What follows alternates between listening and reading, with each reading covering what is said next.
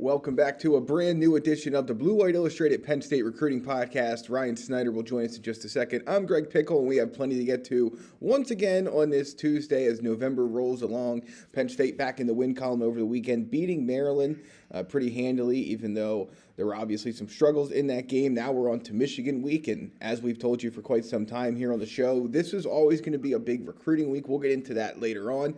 Ryan, we're going to start with the class of 2022 because don't look now, but if you take a quick peek at the calendar, we're not that far from the early signing day. And I think that in most years, that'd be getting more buzz right now. But because Penn State did such a good job in the summer of getting commitments on board, and then there being some, and we'll get to that in a second, but not much drama with this class, I think it's kind of fallen off the radar a little bit, but it's not too far away at this point. I pray for a drama-free signing day.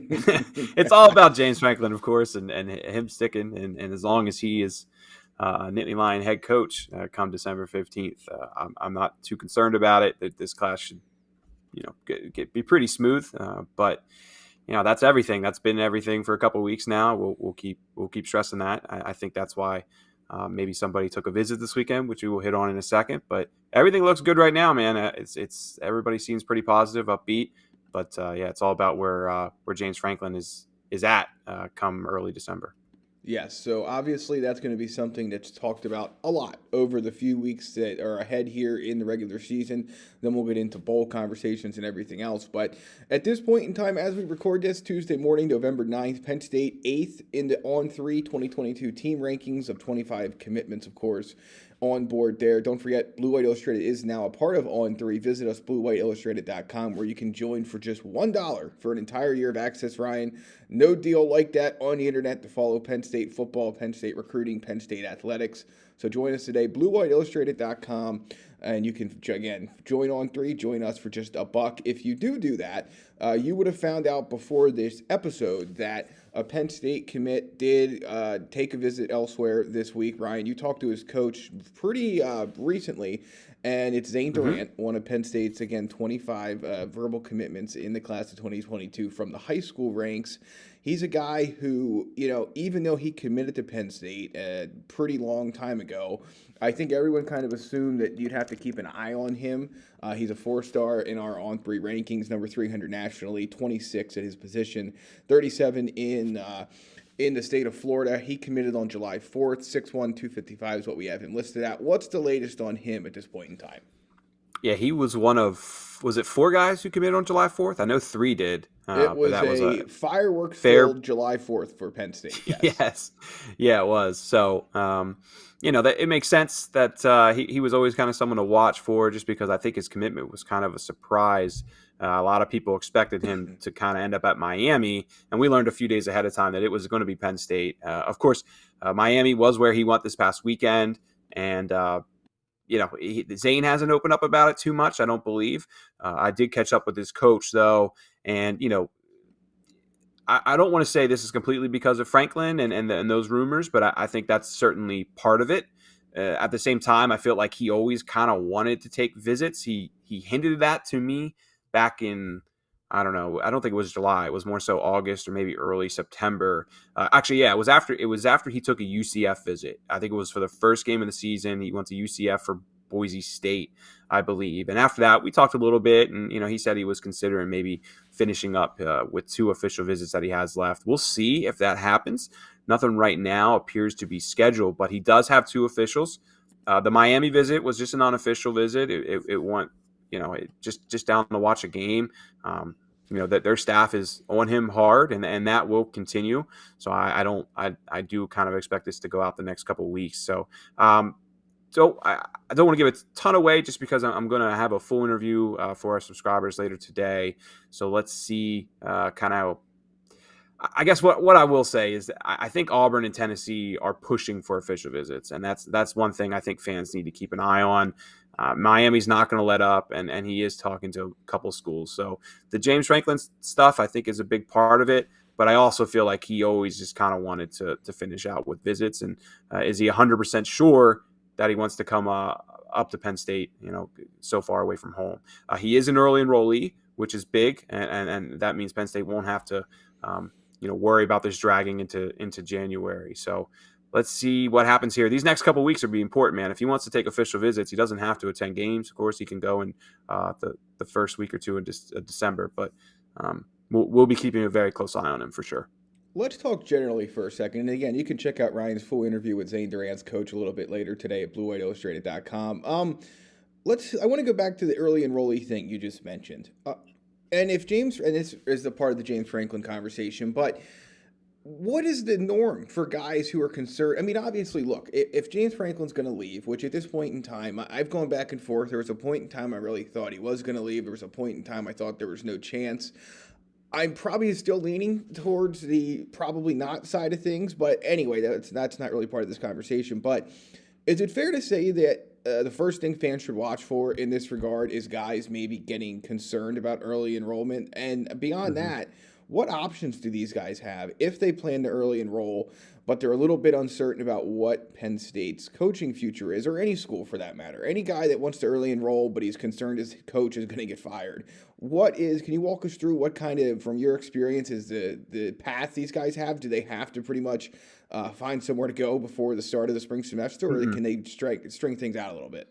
No, as long as your credits are done for high school, you can just choose not to early enroll and then pick a school in January and then enroll at the school of your choice as a normal student would, which would basically be the first semester of summer, I believe. At least that's how it would be at Penn State. For Penn State. Yeah, right. Yep. Yeah. So that's I mean, guys can absolutely do that as long as you have the credits and you finish. You can take 4 months off and just train and get ready on your own. So that is a path. I don't think that's one that these guys want to take. I mean, I will say that I've had 1 or 2 recruits bring it up to me. That Penn State has, I believe, 10 or 11 guys.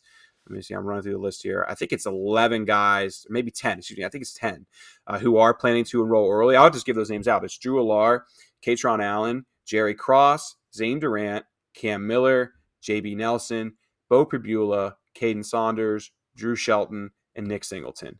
So those guys are all planning to be here, and all of them should be here. Now, out of that group, I have had 1 or 2 text me that, say that, they'd like to, I guess, figure out truly what James is thinking, because that is their plan. But, look, these guys are having talks with James all the time. They're hearing the same things we are about, that he wants to, find some ways to get some upgrades, and that's been the story for a couple of years now. So I expect them all to be here early, but yes, if they wanted to, they can just hold off and either take some visits early in December and still try and enroll early at another school, or just wait and get on campus in May. Awesome. All right, let me ask you one more question about the commitments in general. We're going to get in a sec here to kind of where some of these guys are along their high school season. But let me ask you about just in general. We talked about Zane Durant taking visits. I'm not asking for names here, but I think we're all well aware of the fact that more often than not, maybe not at this point in the cycle, but you're going to get decommitments at some point. So just from a general sense, on a scale of, let's say, 1 to 10, what's your concern level about any decommits moving forward? Obviously, look, the James Franklin part of that equation is a big deal. But let's put the conversation in the context of James Franklin is at Penn State moving forward. What concern level, if any, do you have about decommitments with this class? It's a very, very, very tight group. It's also one that has commits from a couple of different parts of the country that maybe aren't ones that Penn State recruits regularly or is far away from where those guys are. Yeah. It's pretty low. I mean, I don't, there's not like 5 guys right now taking visits or anything like that. I mean, Zane Durant took a visit, and then the one other thing that popped up was kind of Florida offering Cam Miller. And of course, Cam he's in Jacksonville. It's not too far from Gainesville. I mean, that would be the hometown school for him. So the thing with Cam is just that he doesn't do interviews, so it's incredibly difficult. And Trinity Christian isn't a school that does a lot of publicity, at least not from what I've been able to find. So it's just hard to kind of get a read for that. But I did have people bring that up as something to maybe monitor. But look at what's happening to Florida right now. They've lost, 4 of their last 5 or something like that. There's a lot of big talk staff about changes down there. Yep. Yeah. So, I mean, that can't be helping their situation as far as plucking him away. But it is something I thought was interesting. But I guess I don't know of anybody else that's taking visits. I've asked around. I've done my best to try and figure out who we have to watch for. Jordan Allen was consistently the name that we knew, wanted to go to LSU for a couple of visits. Of course, he went to Ole Miss, and that's what changed everything.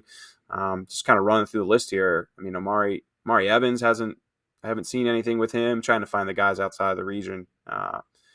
It seems pretty firm to me from the outside looking in, and the people I talk to, I mean, I ask about this stuff all the time, and they seem to not have much of a concern. So, I mean, Zane feels like the one guy we have to monitor. And if Zane were say Zane were to decommit, that would be two official decommitments. Although Penn State and Jordan Allen was more of a parting ways, and that would be about what the average is. When you Right. get to this kind of time of the year, so there's not like there's a heightened sense of worry amongst these guys. So. And Zane's the only one I'm really focused on, maybe Cam Miller, but I can't really speak to it because he hasn't really talked about it. All right. Well, let's talk about some guys who are very solid, both as players and as commits. We are at the time of year when teams are getting deeper and deeper into the postseason. Obviously, when you're a Penn State commit, not every one of them is on a team that is star-studded and going to fight for a championship, but a lot of them are. Mm-hmm. And I think it's a good time to highlight those guys before we move into kind of a look at what could be left for Penn State in the class of 2022 on the addition side of things. Ryan, which guys are standing out to you? Obviously, I think many Penn State fans and listeners to the show have been following Drew Aller's season, which continues this weekend, but there's some other guys who are still alive for postseason opportunities as well. I always say Alar. I don't know why. It's Aller. I know it's Aller. I just naturally always say Alar. You're not the only one that's I know. like that. It's. I think I got to fix that. It was ingrained in a lot of our heads early on, and then when we found out the correct way to say it, it still hasn't completely taken over those bad habits. So, me of all people though should get that right. So you're not alone in that problem. Yeah. But no, Drew's crushing it. I mean, look, I think both the quarterbacks are crushing it, and I think that's a great place to start. I mean, Drew's regular season stats were 217 of 335. I think it was like a 65% completion rate. 3,176 yards passing, 35 touchdowns and 3 interceptions. I mean, that's an incredible number. And oh, by the way, he ran for 360 yards and 7 touchdowns as well. So all of that lines up well. And then you look at Bo Pribula, he's completing 76% of his passes, as 106 of 130.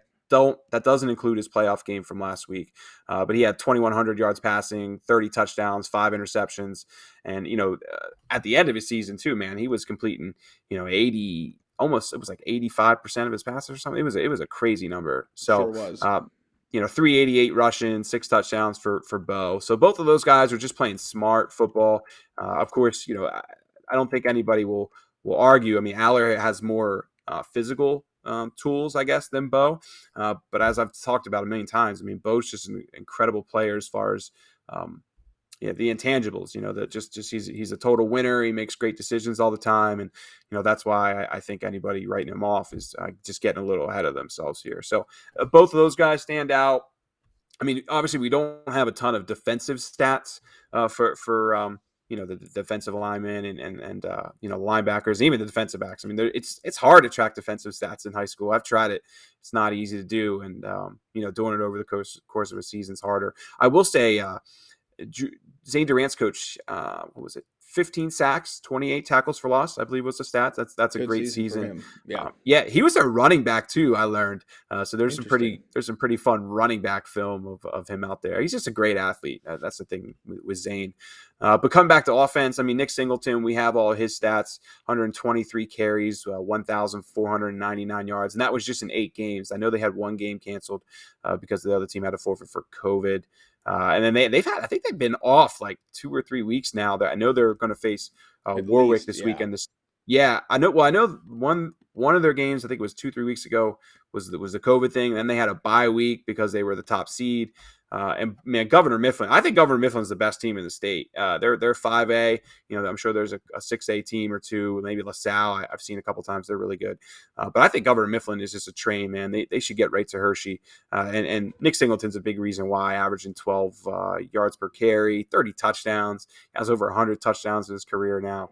I mean, of course, that's I think he's an easy one to pick, right? I mean, we knew. Yeah. I wish I could get Kayshawn Allen's stats. I've been trying to follow him closely. I am Go ahead. You would think that, IMG Academy stats would be easier to run down, but they are not. Ah, they're not. Yeah. So I wish I had more on Allen because I know a lot of people are asking me about it.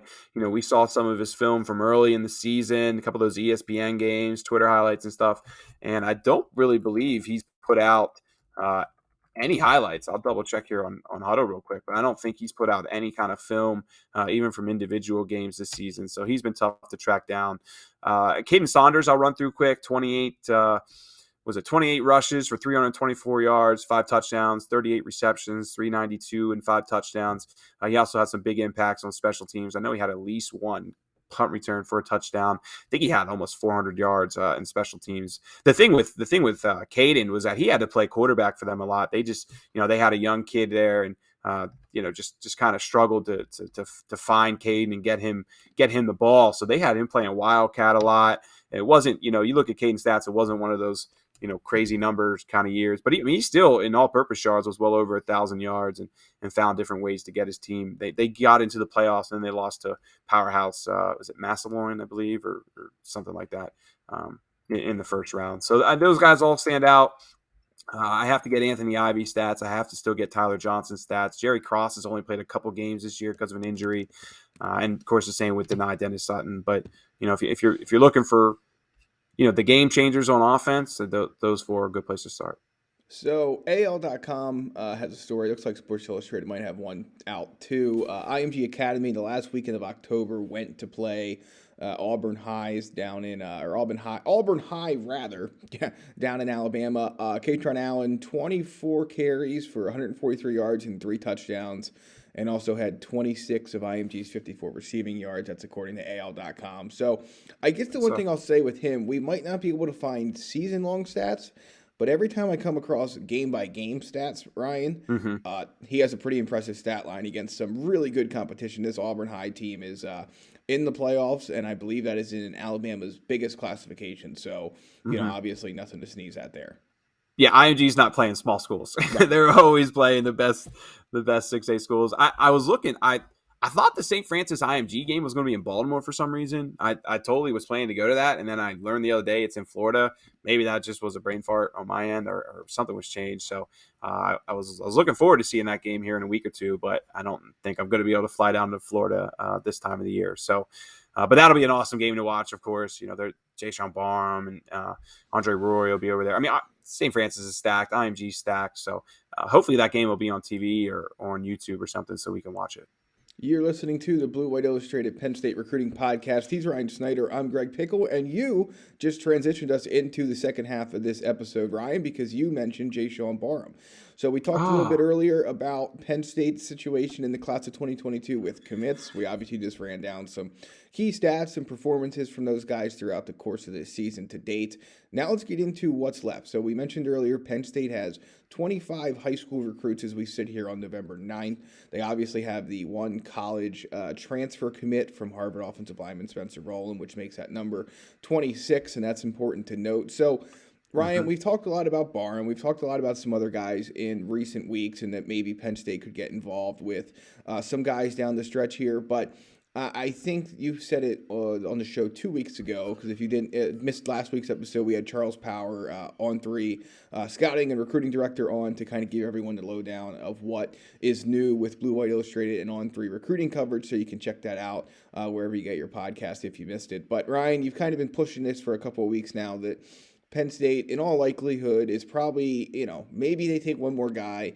But in all likelihood, I think we're all aware by now, and if not, you should be, that Penn State's going to need to do some transfer portal work this offseason. There's just no way around it. And it's not just a quarterback. It's in a number of spots, especially if some guys move on to the NFL or whatever earlier than expected. You're obviously going to probably have some guys just jump in the portal and look for more playing time elsewhere. So it becomes a numbers game, and you can run through a couple of the guys that we're still keeping an eye on, maybe one not so much anymore. But ultimately, it feels like this class might stick with where it's at this point. Yeah, well, I mean, Barham, look, if they can add Barham or Aamil Wagner, they're adding them. That I have no doubts about that. They want those two. Barham just visited Maryland for an unofficial visit. I believe it was for the Indiana game. And I think Andre Roy actually visited Maryland for the Penn State game last week, which is something maybe to keep an eye on. And actually, if there's anybody to watch for a decommitment, I should have mentioned Roy earlier too. I mean, he is probably somebody that we should watch there. We'll see what happens there. He's another guy who just doesn't talk, and it's Penn State seems to have a handful of those guys every year, and this year it feels like they have a few more than normal. Maybe I just got to do a better job, but it's been tough with a couple of them. But I mean, to me, it's Barham and Wagner, and then you kind of have this group of guys that there's conversations with, but as Penn State really pushing all out for. I talked about Julian Armella last week, as I know. I know Troutwine and some people on the staff want to get him up for official visit. He has a playoff game Friday, and then they're also trying to see what goes on with Aamil Wagner, who's set to commit on Thursday. So that official visit is kind of up in the air. I think there's still a chance he will come, but I'm not as optimistic as I was last week about it. Larry Turner Gooden is an interesting guy to keep an eye on. So he wants to marry. I'm going to hit that film now for anyone watching on YouTube. We'll play a little bit of his film. Sorry, go ahead. Okay. Okay, of course, he came to Penn State for the Auburn game. He went to Texas then for an official visit, and now he's actually taken 2 more official visits now. Maryland was one. I believe that was for the Indiana game. And then he went to Colorado last week too, which was a visit he was talking about doing. And then, I didn't know if he was serious about it now because I feel like he's a better player than Colorado, but he did end up going there. The one thing I'm curious now is how hard is Penn State pushing? Because he was a guy for a while that I thought they were definitely on for. And now, following the Jordan Allen decommitment, I thought, okay, maybe they'll ramp it up with Turner Gooden.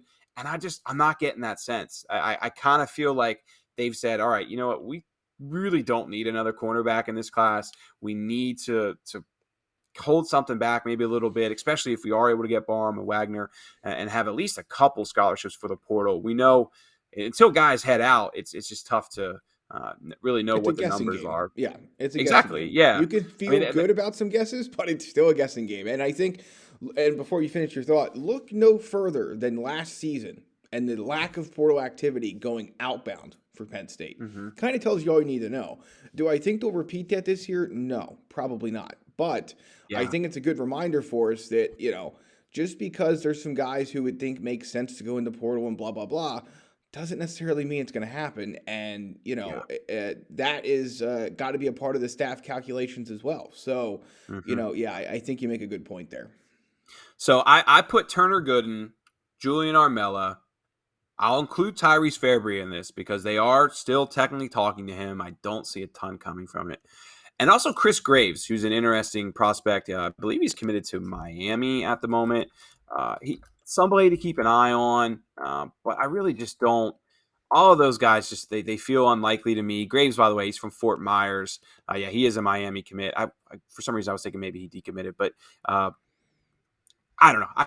I don't see it really happening. Graves is an athlete, by the way, 6'1", 175. I mean, they are keeping an eye on some defensive backs, but just to me, it feels like it's all about Barham, all about Wagner. If you can get one of those guys, they'll be happy. If you got both, it'd be incredible. I talked last week about Wagner. There is definitely some optimism from Penn State. Just for me, though, in the family feel with Kentucky, with his brother being a GA there, it just feels like it's going to be hard to beat out. And also, Wagner did go to Kentucky this past weekend. And with a commitment now set for Thursday, usually not a good sign.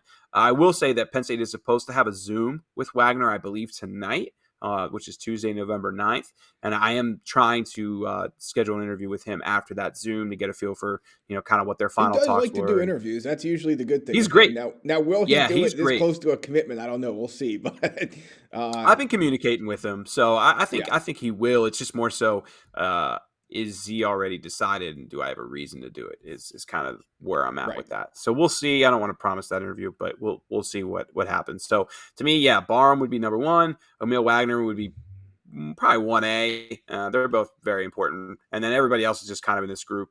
I feel like they have to add transfers. Penn State fans, you've watched the team this year. There are definitely holes that would be filled better with a transfer portal addition. There's holes now. When you're wait until there's some movement potentially after this season. Yeah, it could get real full of holes real quick. Yeah, so that feels like they're playing to me right now, man. They need to definitely hold some scholarships back and make sure they have at least a couple bullets to throw at the portal. Yeah, I don't think there's any question. Do keep in mind that the new rules are going to allow you that if up to 7 players transfer after the first signing day, you can fill those with recruiting. If I'm sorry, you can fill those with anything really. You have 7 scholarships filled, but the key, Hmm. and I'm just going to cut you off because I know what you're about to say. 85, 85, 85, Yeah. 85, 85. That is a cap for Penn State, for every other college football program. And until that's changed, which I know that there's been a lot of talk at different points of the year about whether or not maybe one day that'll go up or whatever. It's not the case right now. So it might Hmm. sound great that you can do that, but if you don't have the space to stay under 85 and do it, it really doesn't make any difference at all. Yeah, and they have a huge class as it is, Right. So like that's the other thing too is if Penn State was planning to sign a class of 2021, that kind of a size class, that rule would come into play more. But when you already have, again, we have to include Spencer Rowland in this too. So Hmm. when you're already at 26 or so, and then you're trying to still add one or two high school guys in Barham and Wagner, it's just not going to impact Penn State this year. All right. It is what Well, it is. it is. Yep. And we'll have to wait and see. I will say this.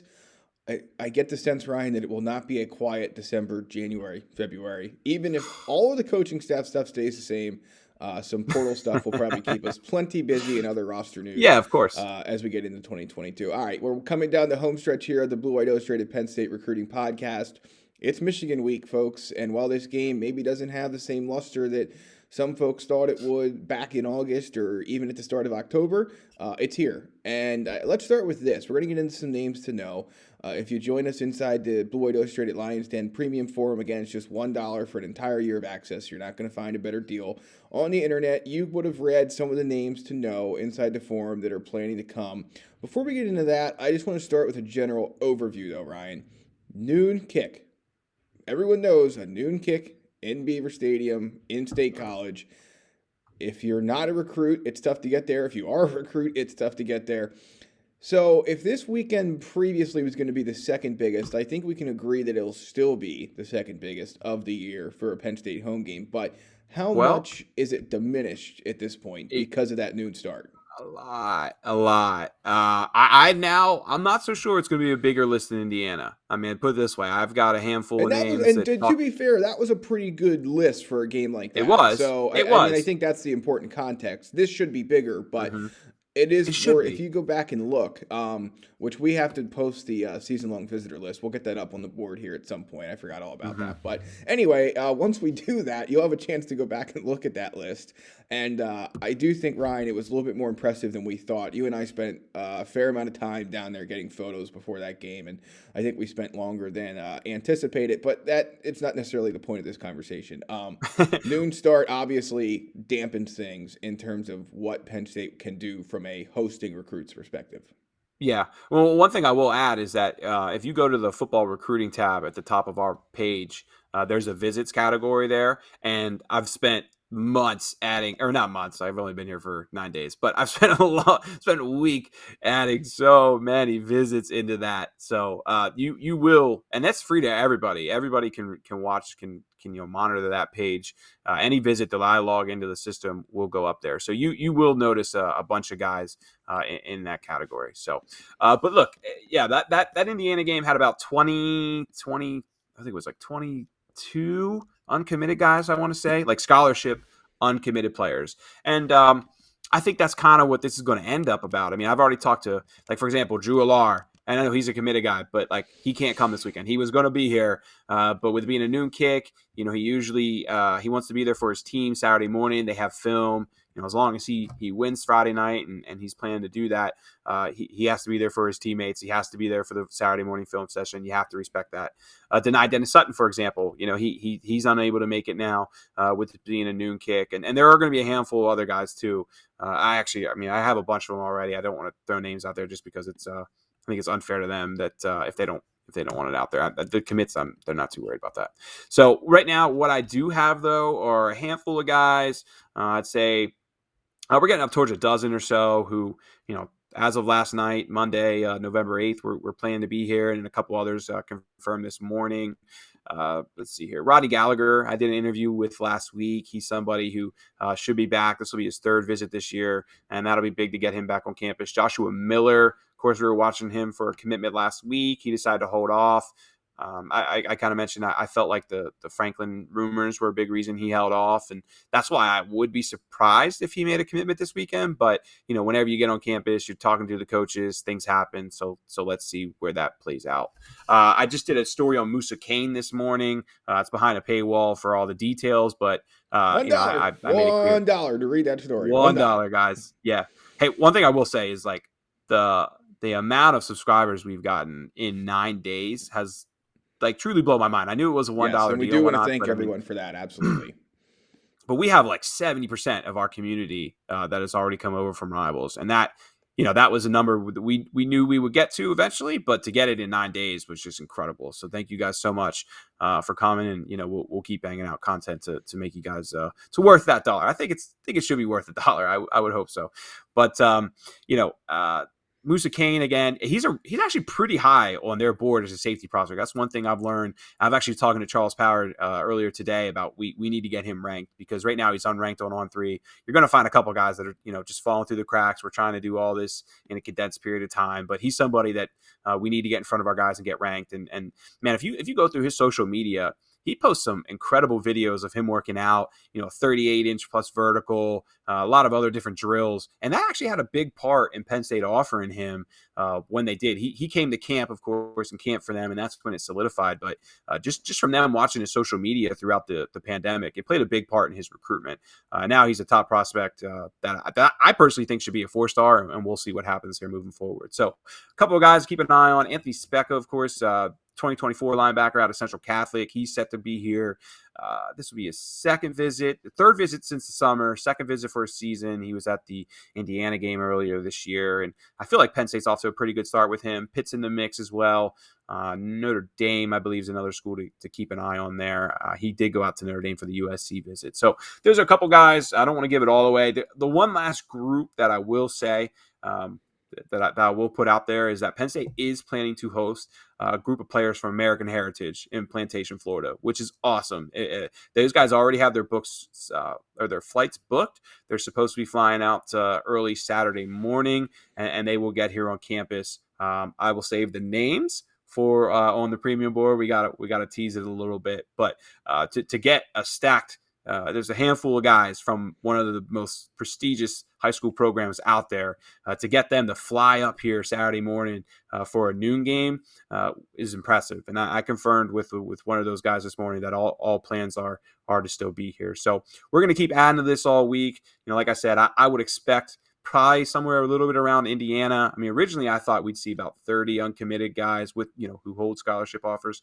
Kind of thinking it'll be a little less than that now with it being a noon kick. And yeah, that number ended up being about 17, I believe, for Indiana. Uncommitted guys who had offers, yeah. Okay. Yeah. So I would think it'd be somewhere maybe a little bit higher than that. But, I don't know if we're going to – I mean, it's definitely not going to reach the Auburn, 50 uncommitted scholarship guys. I kind of still would be surprised if it gets to 30. I would think it'd maybe be a little bit over 20. But that's still a great list for a noon game. So. Absolutely. Again, it's one of those things where, especially this time of year, too, I mean, you have guys in playoffs. You have guys who just went through a long season and they didn't make the playoffs, but they were also taking visits during their regular season, and they just need a breather. And so, you know, I don't want to say it's an excuse not to come, but I'm sure there's some kids out there that maybe wanted to come, but it's a noon game. They're not going to take the the chance and to also, do so in the early drive and all that. So it is what it is. Finish up here. Let me have one. Also, I was just going to say is, when we went through a pandemic, there was a massive rush in June, right? And got a ton of guys got a visits in there. And then there was a massive rush in the beginning of the season to get those games in. And, a bunch of these guys went to 3-4 different games all throughout September. Right. And then we kind of saw, just even nationally, that kind of die down a little bit in October. And I wouldn't be surprised if it dies down a little bit in November as well. So just guys getting fatigued from it. When you go however many months it was, 16 months or so with nothing, then they just rushed them all in at one time. And feels like some guys are trying to take a break. Like Phil Pichotti. I think it's Pichotti. I always screw this name up. You don't have but it right. I'm not going to get it. Yeah. I should have it right now. I just got so many names run through my head. But like I was just talking to him the other day, and he was originally probably going to come up here. Yes. And just long story short, I mean, he just kind of was like, man, I just went to Notre Dame last week. Like I've been going all out with these visits lately. I need to take a break. So that's just one example. All right. Well, stay up to date on the latest Penn State recruiting news at BlueWhiteIllustrated.com. $1 to sign up for a year worth of coverage. Ryan, final thoughts, buddy? I think it's time to get on the road here and start confirming some more visitors. Last words. Yeah, man. It should be, like I said, it should be a busy week. We'll have updates every day on who's coming. I'm also going to try and actually get on the road and go watch a game Friday night with it being a noon kick. I don't know how far I'm going to travel. Sure. I was thinking about going to see Rodney Gallagher in Aliquippa. It's like a 6-hour round trip on a Friday, so I'm a little torn on it. But I'll definitely be at a game Friday night. We'll have highlights from someone.